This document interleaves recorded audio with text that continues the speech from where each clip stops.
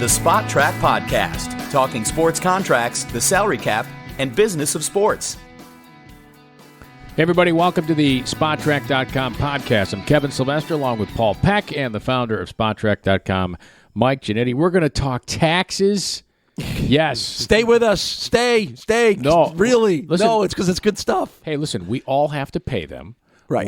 Nobody understands them. Not exactly the best tease you've ever done for this podcast, but that's what I'm saying. But trust me, this is really interesting. It's going to be, Robert Raiola is going to join us in a little bit on the podcast to explain Jock Tax, Jock Taxes by state, and what it does.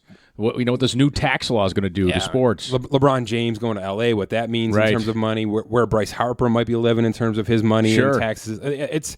It's super interesting because it's kind of case by case, right? And it's got a huge impact on decisions come free agency and things like that. It matters. Agents and players and families. This is a major discussion point. So he's going to talk about it. He knows everything about it, and we'll have some fun with that coming up here for sure. All right, what else is top of the mind here? I know there's a controversial signing in the NFL. Yeah, let's start with that.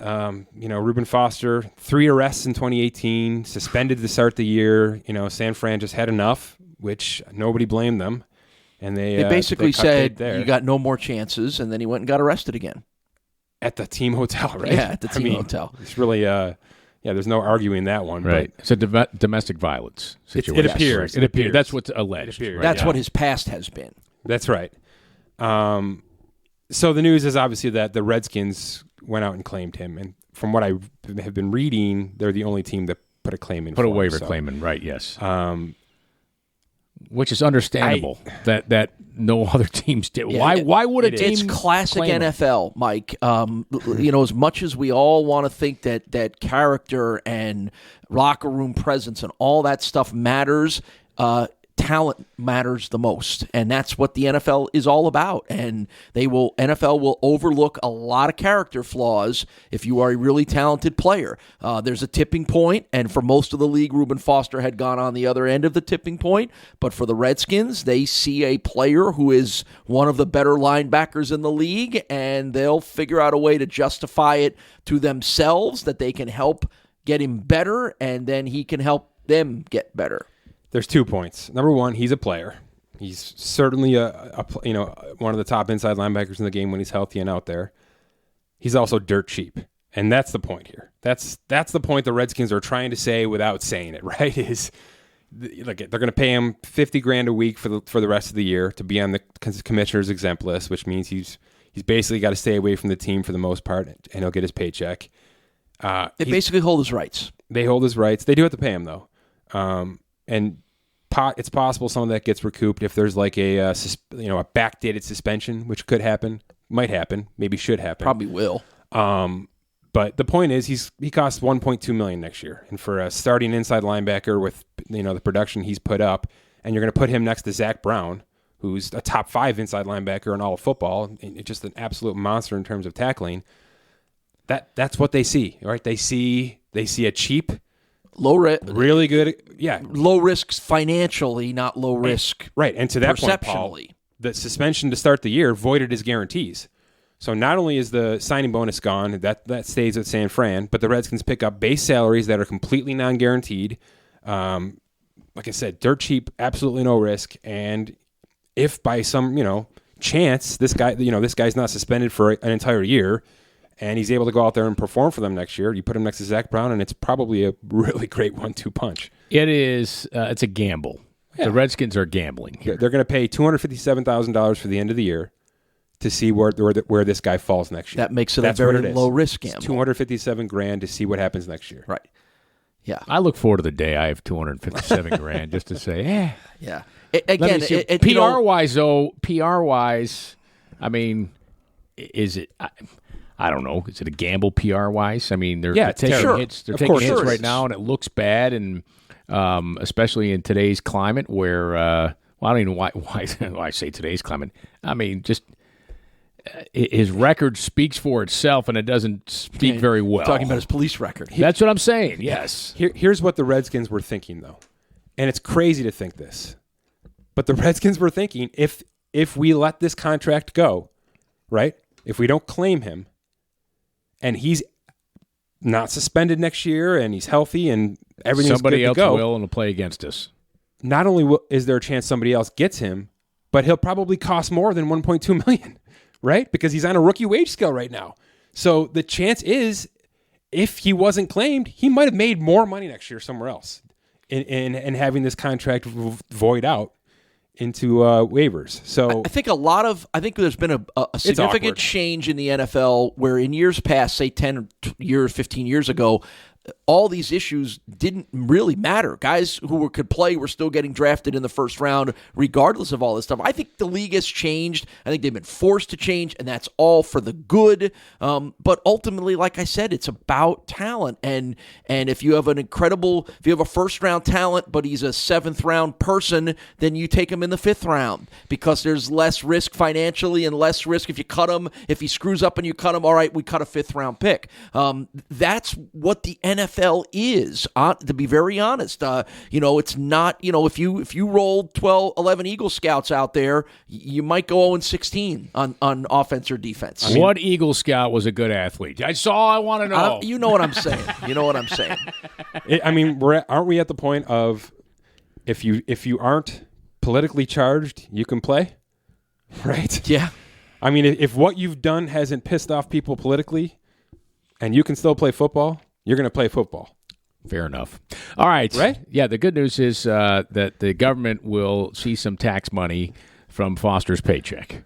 We are going to talk taxes in sports with a sports tax man himself, Robert Raiola from PKF O'Connor Davies firm, and he's at Twitter at Sports Taxman. And taxes are something, Robert, that nobody ever talks about in contracts except for us on this podcast, so where everybody's tuning in to find out just how much in taxes athletes are paying, and we're looking forward to the conversation.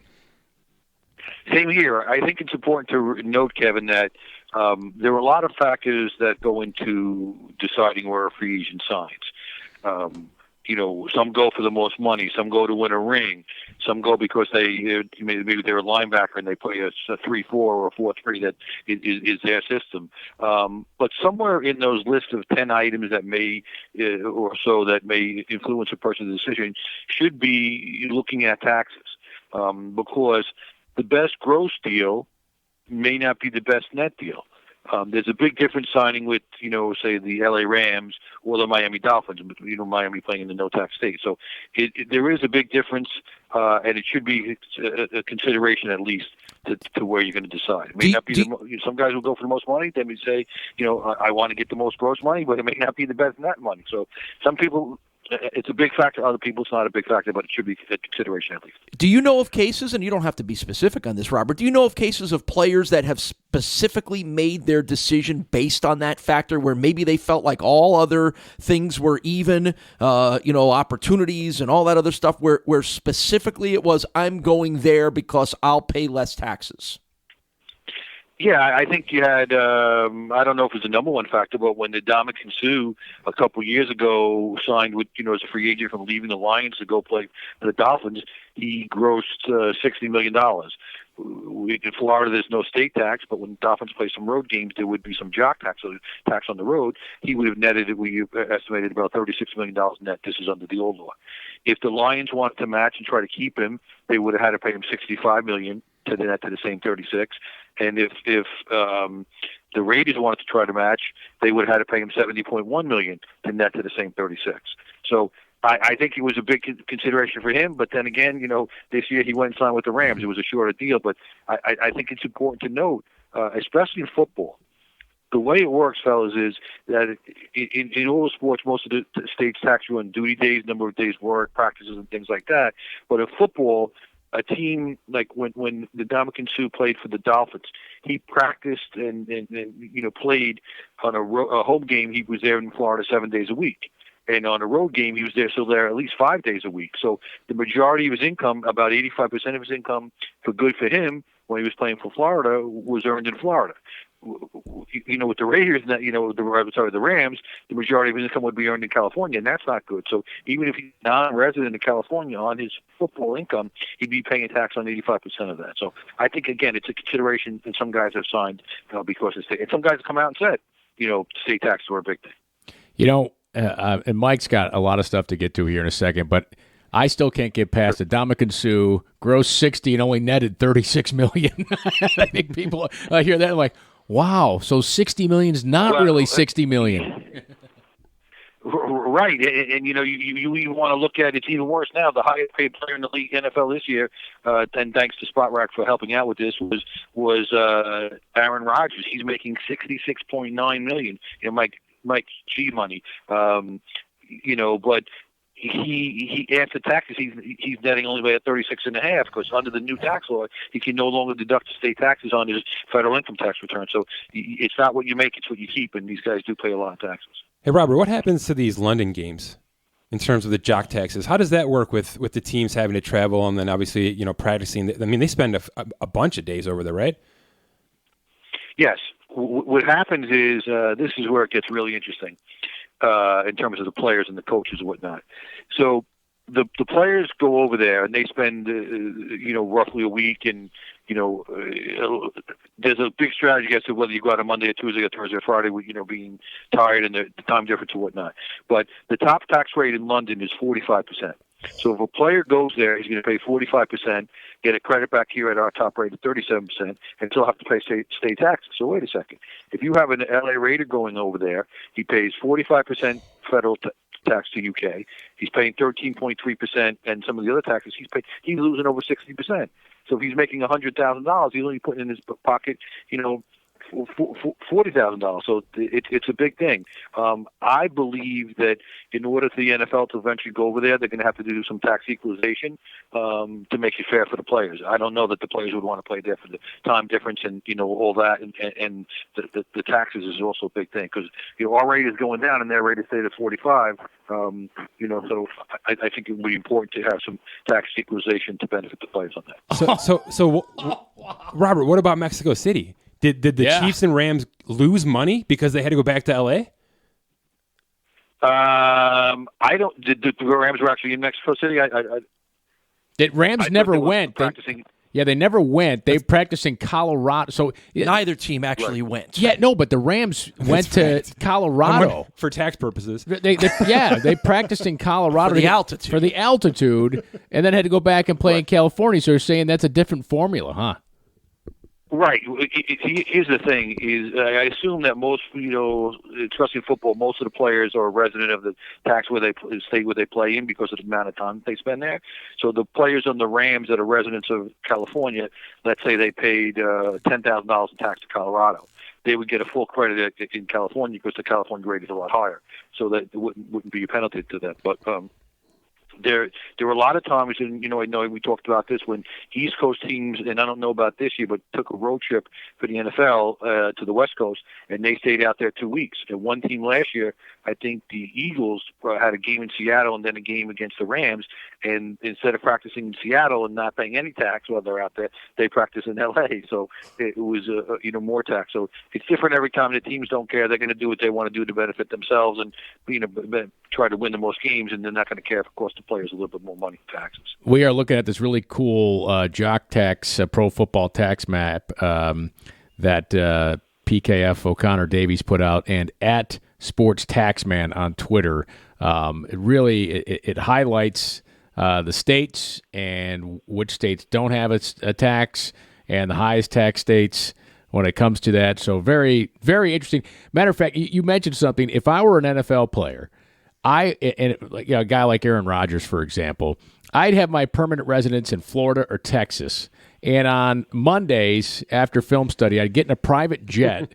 I'd fly home, and I'd stay there Monday, Tuesday night, come back Wednesday morning just so I get 2 more nights in my home state so I don't have to be a permanent resident, right? You'd save money if you could do that, couldn't you? Not so fast. I mean, it's not as easy as it sounds. You have to some states like New York and New Jersey have a day count.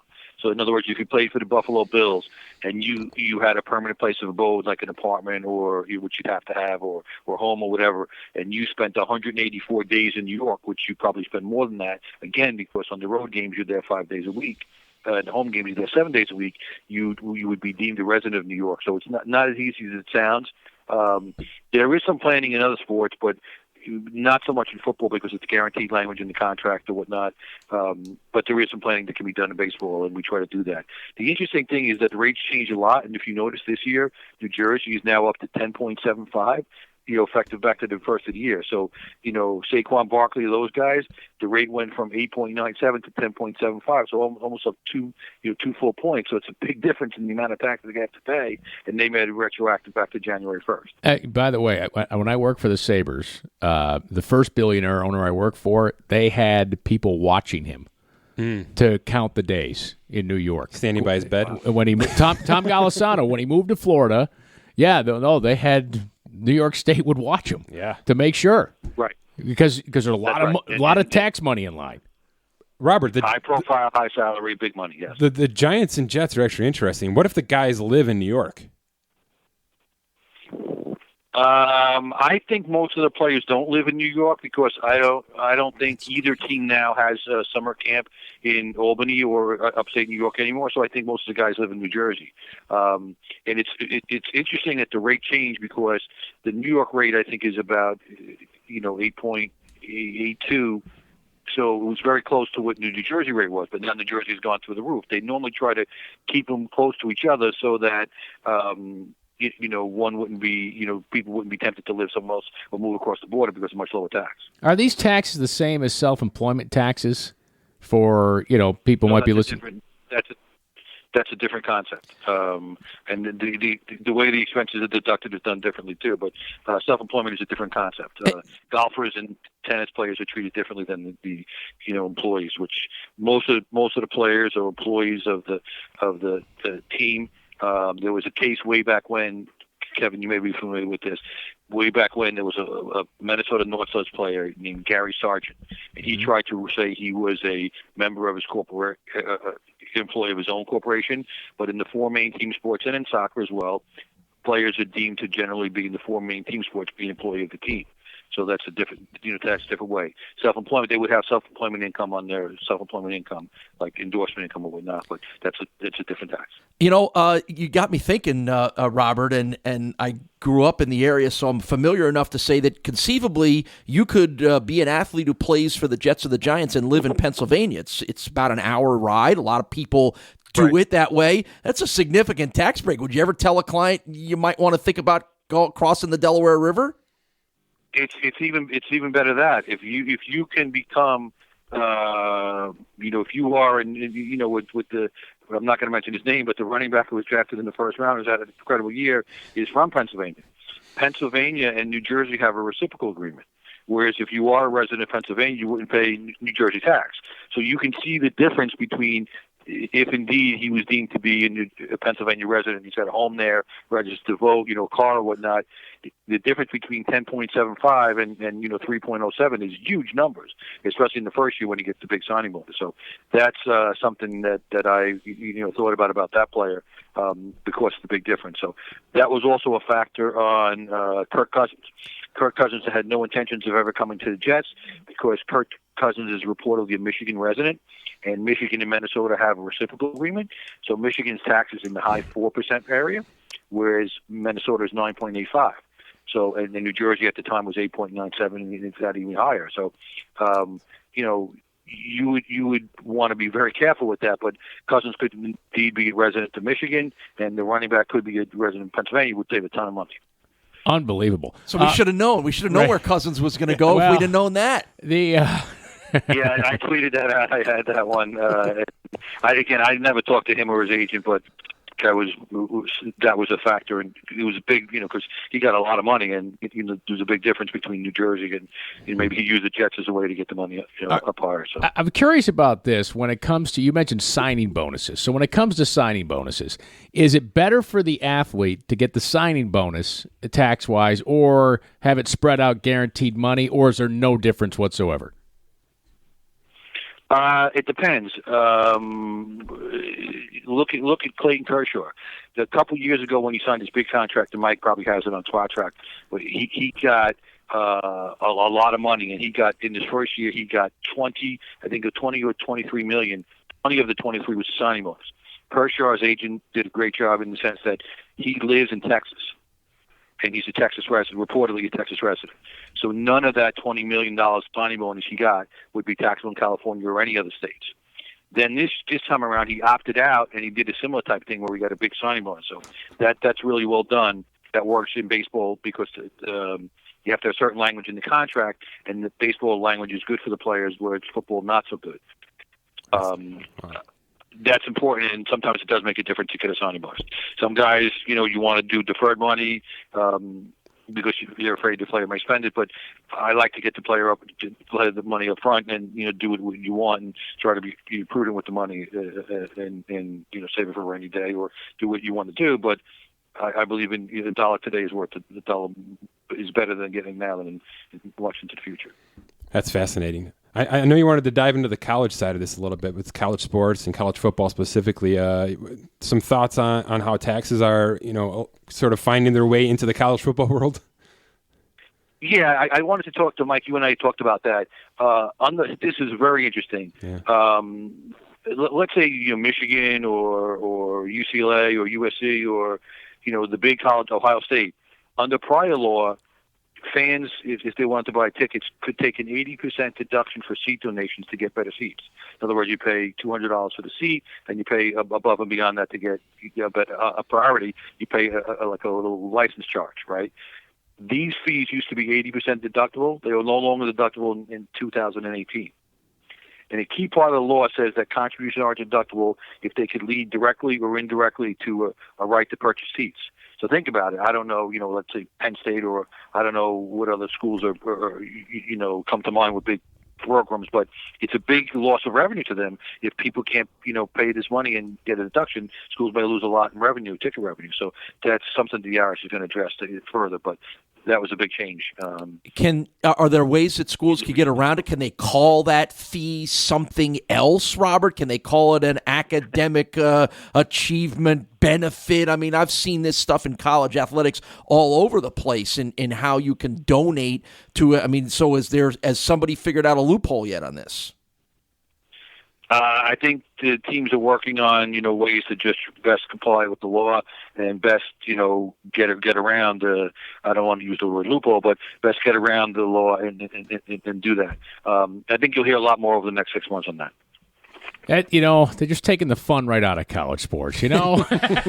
Speaking of which, it's a big thing. Yeah. Michigan, 106,000 on a Saturday. It's a big money. Yeah. Speaking of which, I don't want to get too deep into this, but the thought popped into my head with some people feeling like the athletes should be paid, college athletes should be paid. There's obviously, it hasn't moved very much, but there's always some feeling that people want to see that. Give everybody an explanation about what nobody ever talks about is if you're going to pay the athletes, then they become employees, and then they thus have to pay taxes, right? That is, it's easy to say pay the athletes, but there's a lot of other things that would happen, wouldn't there?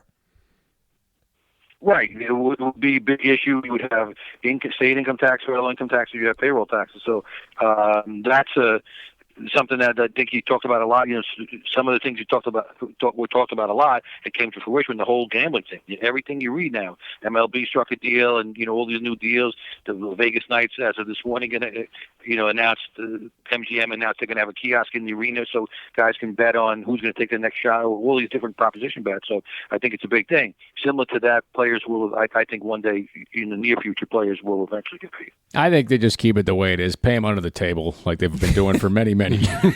I'm kidding. Booster handshakes, $100 handshakes. I'm kidding. $100, I just boy. want to jump back to New York for a second. I don't know, when I was talking about New York, I don't know if I inadvertently said the New York top rate is 8.82. Jersey was 8.97. Okay, and what they did is they raised New Jersey up to 10.75. So now it's beneficial. Again, you have to be making Mike. I always butcher his last name, Mike Gennetti money. They have to make over $5 million to get taxed at 10.75%. We all wish we were making Mike Gennetti Mike money. lives in New York, not New Jersey. So yeah, Mike Gennetti makes that money. Mike Gennetti though is still trying to work his way. We're getting there. Come on. I got to tell you though, Robert, I'm looking at this map and I'm looking at Pennsylvania at 3%, and all I can think about is Bryce Harper now. That's all I can think about. I mean, he's leaving 9% in DC and probably going to a 3% Phillies team, right? He sort of. He has a bigger advantage. He's supposedly a resident of Nevada, so Boros would definitely play in signing bonus there. So in D.C., you don't pay any state tax if you're a non-resident.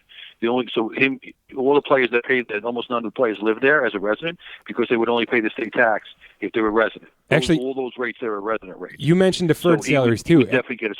Yeah, and what if he goes deferred? How does that work? How does deferred salaries get like for taxed? Bobby Bonilla? How does his salary get taxed? I'm thinking like the new guys. I know you're thinking the new guys, but I'm just thinking that does Bobby Bonilla get taxed on New York rate? Bobby Bonilla is not paying it. He's paying as he gets the money now, as he gets the $1 million or so every year, $1.5 million, or whatever it is every year, and he wouldn't pay any New York tax on that as well. So Boros is known, I think, with Scherzer, who was another guy who went to D.C. and he did deferred comp, a big deferred comp. And he wasn't even close to being a Florida resident before he signed there. And reportedly he was going to go become a Florida resident. I think it's pretty well known, Mike. I'm sure you can check on this that Harper is a resident of Vegas. So that's a total loophole. That's a total loophole. Then he can defer half this contract and it'll be tax free. Well, I don't think he wants to defer that much, but I think that there's a special relationship between Boros and the owners there, and in prior year deals they've been able to do that. And, the Phillies have been interested. Pennsylvania's got a low state tax, but don't forget he still have to pay Philadelphia tax on top of that. Because a lot of cities that have tax. Philadelphia's got it's higher than Pennsylvania tax is about 3.5, so he'd pay almost 6%. And again, so you would say, okay, if my best offer is whatever $100 million from the Phillies compared to my best offer, whatever $100 million from, Washington, what's the difference in net money? That's important to note that because he may decide to go for the best money. Although, he could get a 10-year deal, 15-year deal. Who knows? I'm going to defer my next contract. All it takes is one team. I'm deferring half the money to when I retire in Florida with sandals and socks on. Actually, I'm wearing those right now. Robert, this is awesome stuff. Great. Really is. Fascinating, too. And we could probably go on and on. That means we'll get you on again here. Check him out on Twitter, @SportsTaxman. You can also go to the website, pkfod.com. That's for PKF O'Connor Davies. That is the accounting firm that Robert works for with all this great stuff. Check out the map and everything. Robert, thanks so much for your time and your expertise. No problem. Can I just bring up one other thing, fellas? It would take 2 minutes.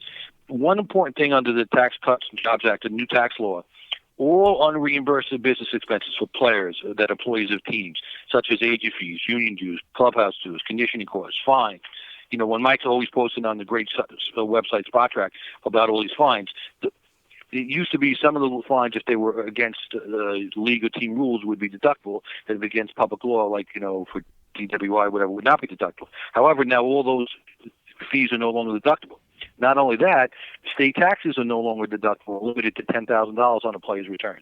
So the difference between what you can get from the Raiders and the Dolphins got wider with the new tax law than it was before.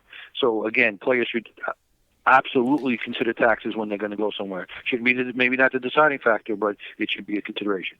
Thanks, fellas, for having me on. Always a pleasure. I hope you have a great holiday season. All right, fascinating stuff from Robert. And just think about that. How about the Kirk Cousins one? Right? You know what it makes me think of? It's unfair. And I don't know if there's any ability to change any of this because it certainly goes beyond sports, but it's unfair. If you're a sport, a team in a higher taxed state, you are at a disadvantage to sign players, and that unlevels the playing field, particularly in the NFL where it's supposed to all be level and the money is supposed to be the same and you should have as good a chance to sign that stud wide receiver as any other team, but it's not. If a Texas and a Florida team have a huge advantage, Mike. To me, it strikes me as unfair. It is what it is.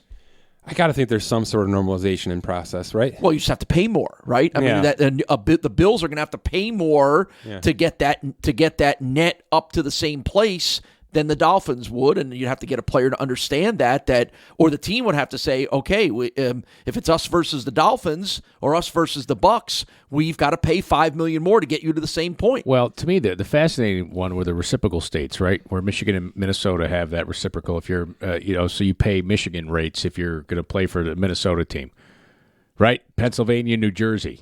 Right? And he was talking about Saquon Barkley, obviously, right? I mean, that's fascinating. And then when you think about it, the New York teams actually play in New Jersey. So New Jersey, we'll build you a new stadium.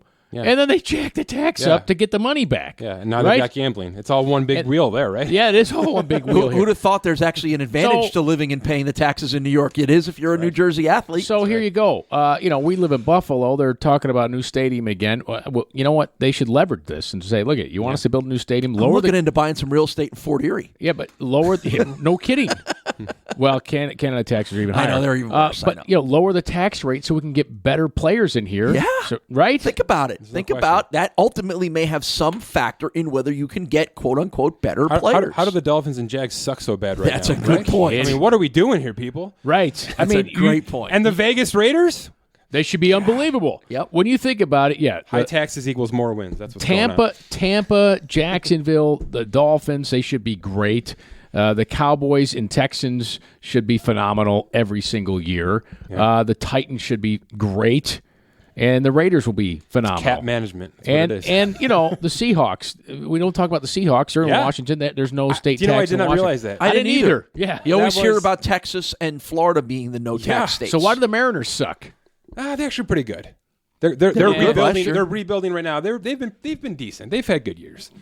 But they haven't had a good year since Ken Griffey Jr. I just love I love looking at sports from this lens because it is a huge factor for guys who are really, really involved, right? I mean, the nuts and bolts, the agencies and things like that. This is a huge factor. There are definitely players that base their decisions a majority on this. Well, how about baseball? Think Bryce Harper. Think about Bryce Harper. Bryce Harper has all but come out and said, "I want the most money ever." Right. He's all but said it, and that is going to include taxes. That's going to be a huge part of it, and Pennsylvania at 3% is going to be a huge part of that. Well, if he really wanted to, he'd go play for Seattle. Great, right? I'm just saying, or he'd go play for the Rangers, the Texas Rangers. But I understand now why we've seen so much deferred money. Yes, I mean, holy cow. Brilliant. Sure, because once the guys retire, that's when it's like retirement in itself. You're going to pay a lower tax rate when you're not working, or in this case, when you're living full time in the state that you reside. But think about it. I mean, part of signing your free agent contract now is packing up the wife and kids and sending them to Florida. Yes. To the new house there, and then I'll go play baseball for 6 years, and then I'll meet you in Florida in 7 years. And I'll get paid for another 8 more, and it'll be tax free. Right, and I'll make another 10% on top. That's why Florida has the return is. That's why Florida has giant bugs. It's the trade-off. And hurricanes. Is that what it is? Hurricanes, too? all kinds. There's a trade-off. Trust me, folks. There's a trade-off to living in Florida, and giant bugs are part of it. All right. Hey, one of the things, finally, we want to mention here, final part of the show. Although, by the way, I enjoyed last week's show so much when we had some beers and doing it. Yes. That should become a frequent thing on the show. We could still drink beer too, guys. But anyway, we talk about business of sports on this. And one of the most well-known business reporters of sports is leaving ESPN and going to the Action Network, and that is Darren Rovell, who I don't think Darren... He tweets like every 2 seconds. He's a crazy tweeter, right? I mean, he's a social media god. Yes, he is. He's done it right. 2 million followers. Yeah. He's been a big supporter of the site too, so I appreciate him, and we're happy for him. This sounds like a really awesome venture he's taking on here. I was happy for. I was happy and mad at him on Friday.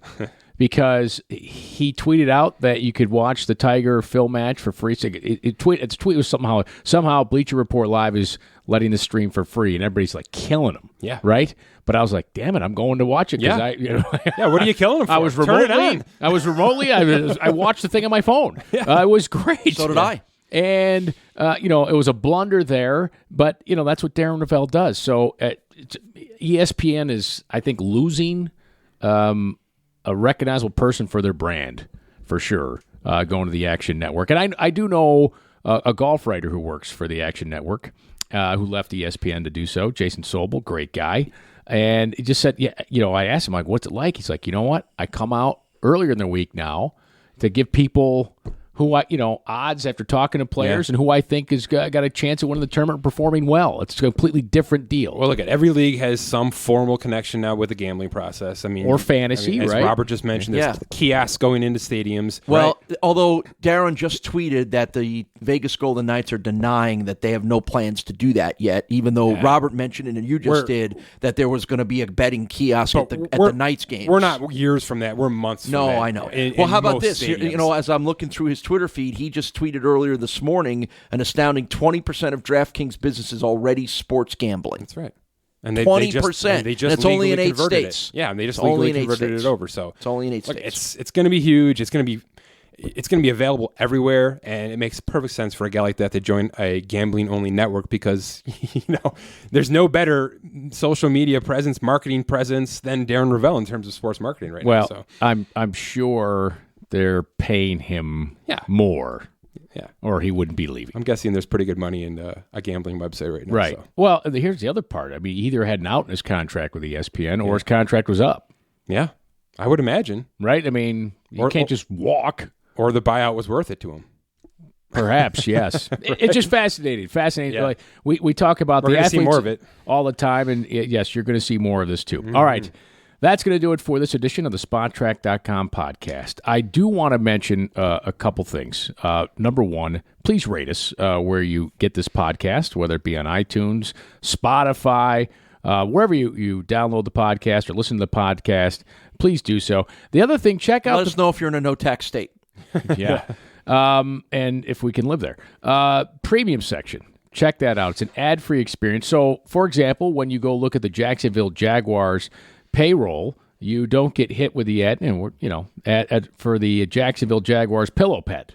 I have no interest in the Jacksonville Jaguars pillow pet. I'm sure it's great for kids, but if you want to eliminate that, you can get the premium section, and it's an ad-free experience. Actually, got a few premium announcements. We're let's look at that. Yeah, timely here. We're wrapping up our first development on a phased approach of what's going to be a really cool premium portal, which is going to allow you to basically create your own reports, financial stats, melding them all together, draft reports, all sorts of things, any kind of data that we have inside of SpotTrack, which is way more than we accessibly use right now. You're going to be able to have your hands on it and put that together in tables that you can export, that you can tweet, that you can email, things like that. So it's going to be more basically a little mini research center with a ton of options that you're going to be able to do from any desktop really at any point in time, and that's going to be part of the premium package. And we're going to be ramping up the Project Sun podcast for the next few weeks here as we're really kind of turning the page with a few of these sports into free. I mean, obviously we're deep into baseball free agency. The big names are going to start to get really notable soon here. Football is going to, for a lot of teams, football is going to start turning to 2019 real quick here, and we're going to start talking about the available free agents and the extension candidates there. So I'm going to be going probably every 2-3 days on a Project Sun podcast where I'm going to break down and evaluate single players, some teams, some positions, things like that, but really in-depth evaluation process on some things like that. All right. So look out for that in the premium section at SpotTrack.com. For Mike Giannetti and Paul Peck, I'm Kevin Sylvester. Thanks for listening to the SpotTrack.com podcast.